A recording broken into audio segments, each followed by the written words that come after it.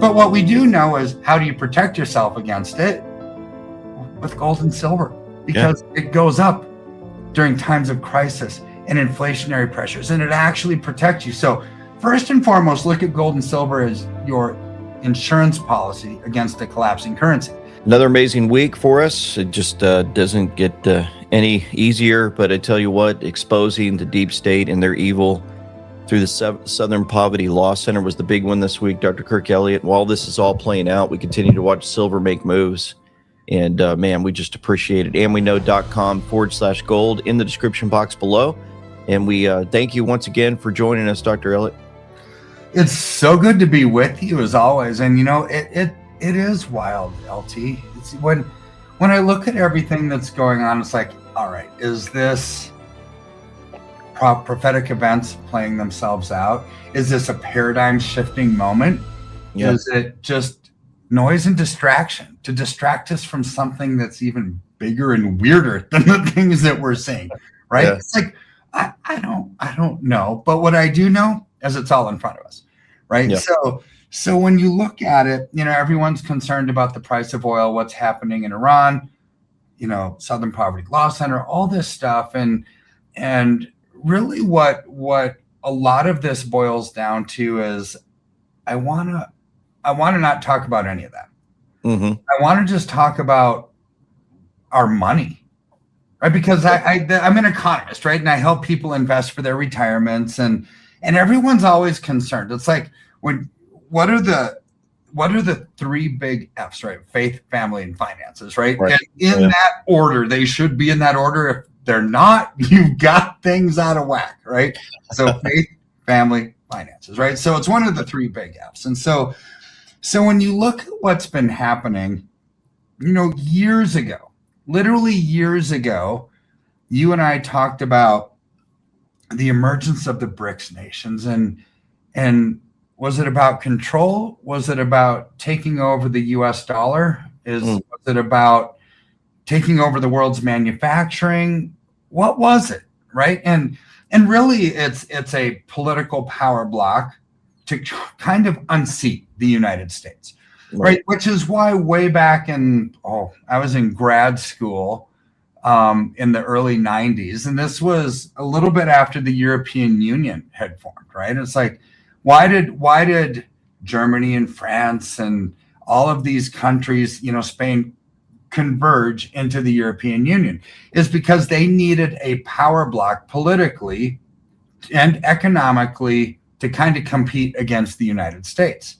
Right. So you look at what's happening with the BRICS nations. Why did they do it? Well, they're doing the same for the same reason that the European Union did, because India, massive population, China, massive population, right? But these economies, they were still kind of like just, they were just kind of like communist countries and socialist countries, and they weren't really all that powerful, although they had a ton of people. So they put together a trading bloc, an economic bloc, and started to form this economic political union to where we see it today. Right. It's about power and control, and it's about money, right? So when you look at what the BRICS nations have done, they're revolting against the dollar order, right? Which is, to put it in other words that you and I have said, it's the de-dollarization of the world. Nobody wants the US dollar, and not even Warren Buffett wants the US dollar, and he's an American. It's like, what is going on in this world, right? Yeah. So how did they do this? This isn't a new thing, right? So you go back to, a decade ago, right? Let's go back a decade. What did they start putting together? They've already started working on electronic payment messaging systems in Iran, of all places, right? CPAM, it's SEPAM. It's their system for electronic payments messaging. Now you add that to the structured financial messaging system. You add that to CIPS, which is China's cross-border interbank payment system. What is all that to do? To get these countries talking electronically, economically, to get rid of SWIFT. Right. What is SWIFT? It's the mechanism where all money goes from bank to bank globally. Like when you send a wire, it goes through the SWIFT system. When you send a wire internationally, there's actually a SWIFT code, right? So the global transfer of money has always been dominated by the West, by Europe and the United States. China's wanting to change this, right? So this goes back to the Russia-Ukraine conflict when it started, which has really accelerated this because Biden was a buffoon and he did something that was economically devastating when he said, hey, Russia, we're going to kick you out of the SWIFT system and we're going to starve out your population, right? So you're not going to get any money in. Well, did he really think that Putin was that stupid and not have plan B? So right. Putin went to China and said, China, Biden kicked us out of the SWIFT system. China says, so what? We have SIPs.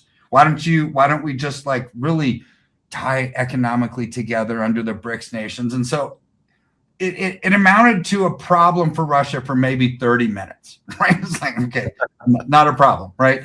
So, but what they're doing is they're taking the financial control for most of the world's population away from the West. This is how they are de-dollarizing it, right? And this is the problem that Western banks have, because when you don't control the money, you don't control people. Right. So this is where it's all headed. Now you've got central bank digital currency that we've talked about. This is the central banker's way of saying we're still going to maintain control of people. Right? We're still going to basically have digital social profiles and social credit scores, and we're going to be able to tie you to how you spend your money, what your habits are, what your worldview is politically, religiously, economically.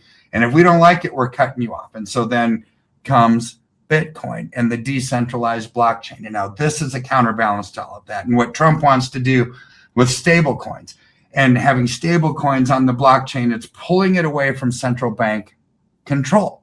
You see, what Trump is doing is fighting this economic battle. And everyone thinks he's just fighting this battle against Iran or against the left and the hardcore left or against China. It's like, Trump is fighting a battle to save the dollar from the world who doesn't want the U.S. dollar around. Right? And he's doing a good job at it, right? So here's where, remember Judy Shelton when she was one of Trump's economic advisors in the first administration. She was nominated, and there was a lot of people talking about her being the next Federal Reserve chair. She didn't make it, right? They actually tried to really attack and demolish her family, and it's like, and so now there's somebody else, right? But what was she? What did she believe in? She believed in sound money. She believed in gold-backed currency, right? And so if this is who Trump was talking about having control of the Fed, what does Trump believe in? Same thing. He wants sound money. He wants a strong currency, right? And away from this central bank control. So she did this interview recently that was just posted. And there's a couple sections. It's worth everybody watching the whole thing. It's actually fascinating. Well, I happen to be a self-proclaimed economic nerd, right? So I thought the whole thing was amazing, right? Right. There's a couple sections in there that I want to point out to all the end we knowers out there, because I think when you understand her heart, you actually understand Trump's heart when it comes to money. Awesome. Yeah. So I would love to watch that. Okay. Yeah, we got a couple of sections. Just tell me when to pause on this first one. Well, here we go. Okay. If they did see today's system, would they even recognize it? I think they would be appalled, and probably James Madison the most, because he was so clear on that. He said a depreciating currency is just like stealing property and therefore unconstitutional. The government cannot expropriate without due process. And instead they do it in this way where they chisel a little bit. Why? What's the justification? How is that possibly even consistent with the mandate of stable prices? At best, the Fed is seeking stable inflation. But that's an oxymoron. It's not stable prices.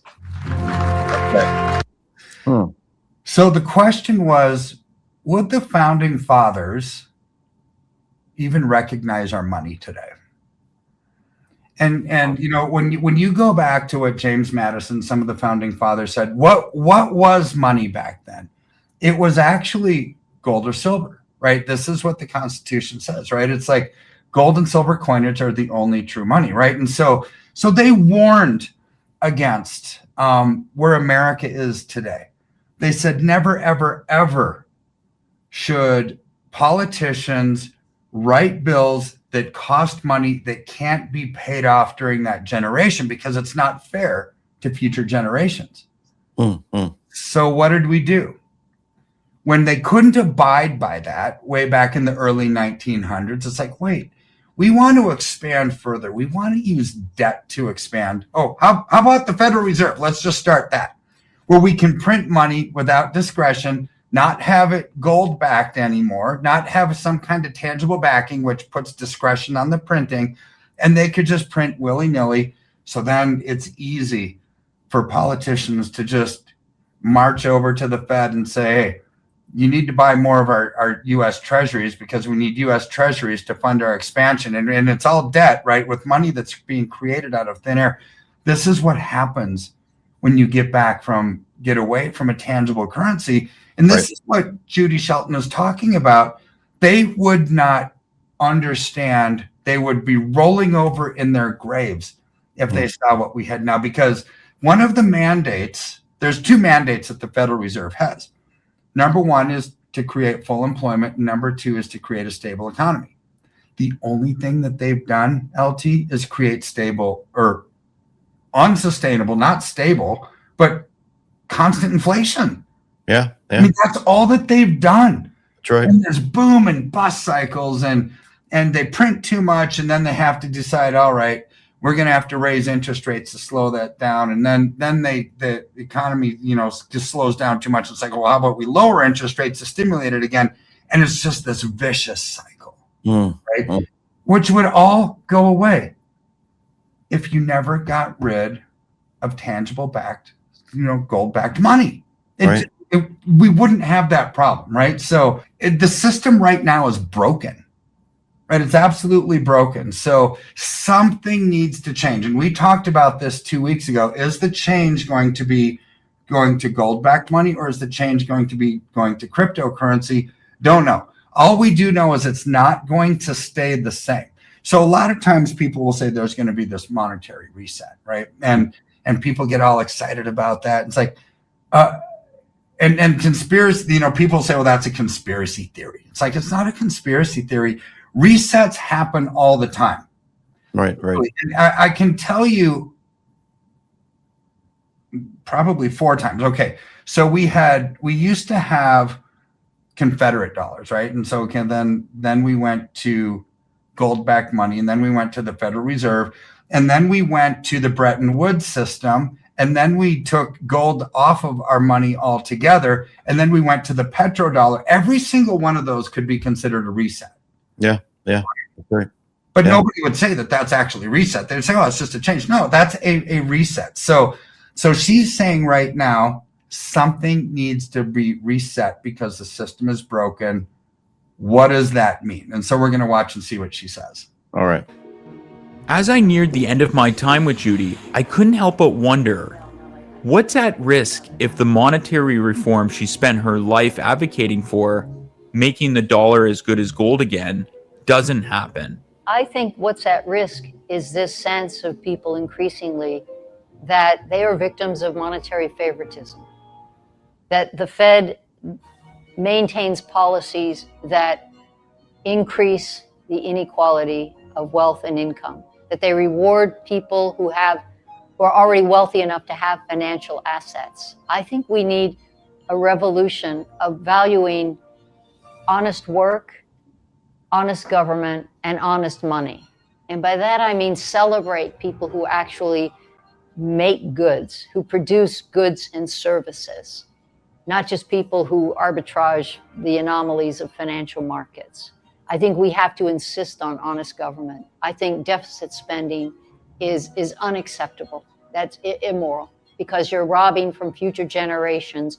You're putting liens on goods that have yet to be produced, and it just enhances the likelihood of ever increasing government. And I think that we need to guarantee honest money. And with that, our conversation ended. Wow. So, does that sound like a conspiracy theory? Nope. I mean, what did she say? Basically, she said, "Make America great again." In other words, let's reward people for working hard. Amen. Let's create sound money. Yeah. Let's create a fabric where there's not this arbitrage, where the central banks who claim that they're out for full employment and everything, what did she say that they do? It actually creates inequality. That's right.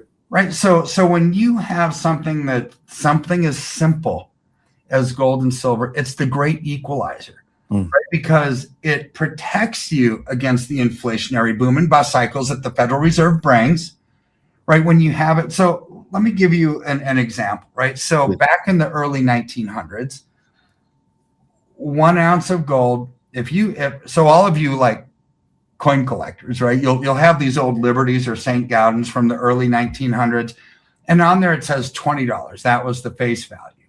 Now they're a collectible coin, right? Which I don't sell collectible coins. I would never do it, because you don't actually get out of it.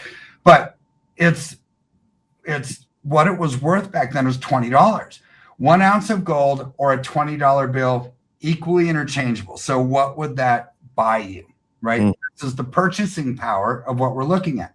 Right. $20 or 1 ounce of gold would buy you a finely tailored men's suit, a shirt, a tie, a belt, and shoes, right? So it's a lot. Fast forward to today, $20, you're lucky to get out of Chick-fil-A on No, day that's right. for less than $20. But 1 ounce of gold at somewhere between $4,000 and $5,000 an ounce would still buy you a finely tailored men's suit, a shirt, a tie, a belt, and shoes, right? It has, and then some, right? No, that's right. So That's right.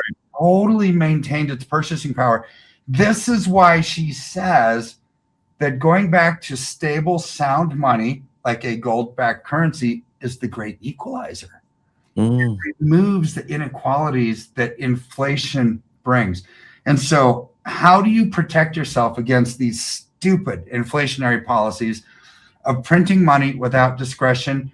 You invest in something that goes up during times of inflation, which would be a tangible asset. All things go up with inflation. I don't care if it's groceries or eggs or bicycles or gold or silver or oil or whatever. It just happens to be an easy thing to purchase to protect yourself first and foremost. Many on the cruise ship told us, hey, thank you. Tell Dr. Kirk Elliott, thank you. He has changed our life and our future forever. And so again, just that reminder for folks, amweknow.com/gold. Below this video, click on that, and you'll be able to have your life change forever. Thank you so much, Dr. Kirk Elliott. We appreciate you. It's my pleasure.